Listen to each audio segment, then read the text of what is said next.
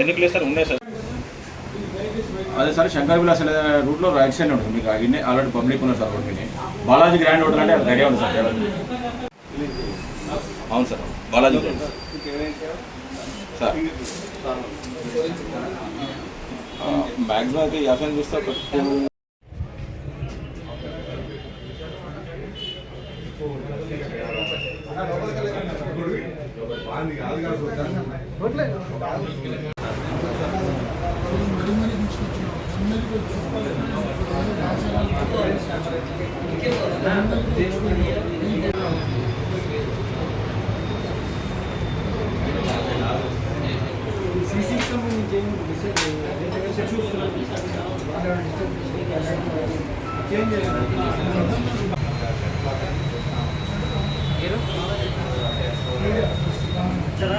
Please ఆగండి. అలానే ఇప్పటికే మనం 20 మంది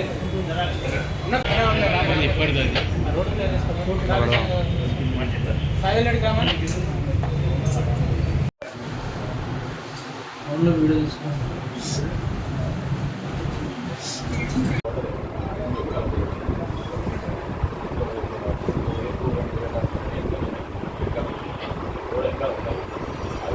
ఏర్పాటు చేసుకోవాలని చెప్తున్నారు.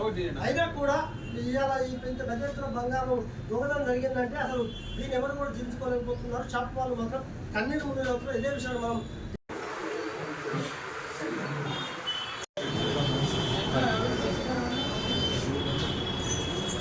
ఓపెన్ చేసి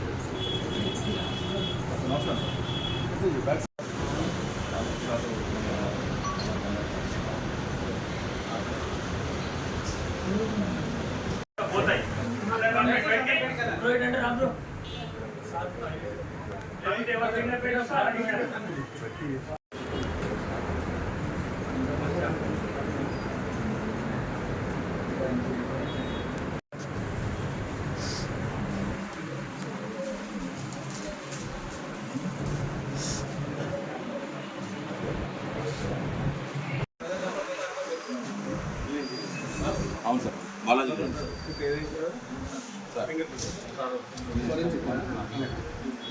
మ్యాక్సిమం అయితే 50 చూస్తారు. ఎట్లా ఉంది సార్ అంటే ఓపెన్ ప్లేస్ ఎక్కువ సార్. 500 yards వెనకాల ఉంది సార్ ఓపెన్. అదే సార్ శంకర్ విలాస్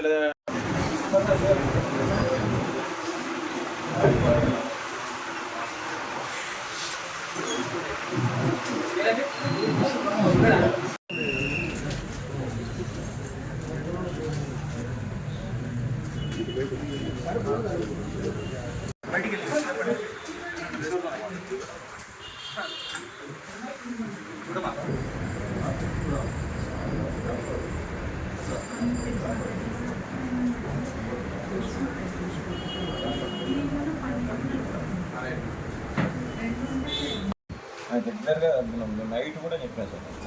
నైట్ కూడా 2 సార్లు చెప్పాను. ఒకసారి రండి సార్. సార్ అలాగే ఫింగర్ ప్రింట్స్ అంటారా? క్లూస్ టీమ్ వచ్చిన తర్వాత క్లూస్ టీమ్ వచ్చింది.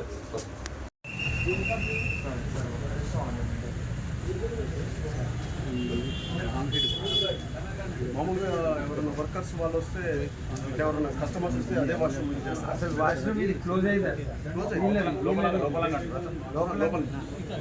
లోపల నుంచి యూజ్ చేస్తారా? ఈ వాష్రూమ్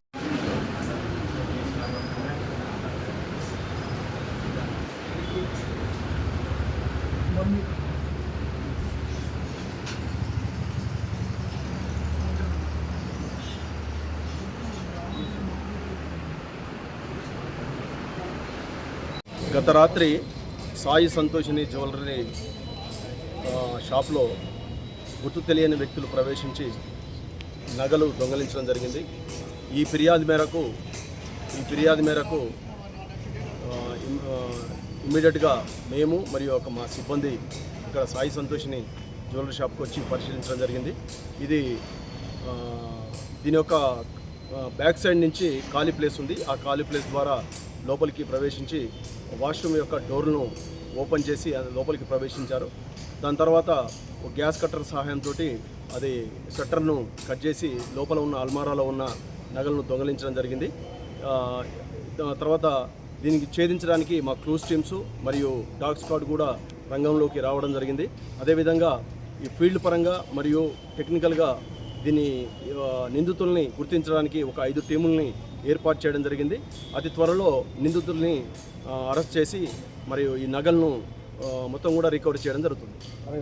జిల్లా కేంద్రంలో సాయి సంతోషి జ్యువెలరీ షాప్లో నిన్నటి నైట్ దొంగతనం జరిగినటువంటి మనకు ఇన్ఫర్మేషన్ రాగానే సో లోకల్గా ఉన్నటువంటి law and order police, CCS, close team, dog squad అందరం, మైసెల్ఫ్, డిఎస్పీ అండ్ సిఐ అందరం విజిట్ చేయడం జరిగింది. ఇందులో ప్రైమరీగా మనకు చూసినట్లయితే ఇది front side Sai Santoshi jewellery shop, guarding కూడా ఉంటుంది, సీసీటీవీలు ఉన్నాయి.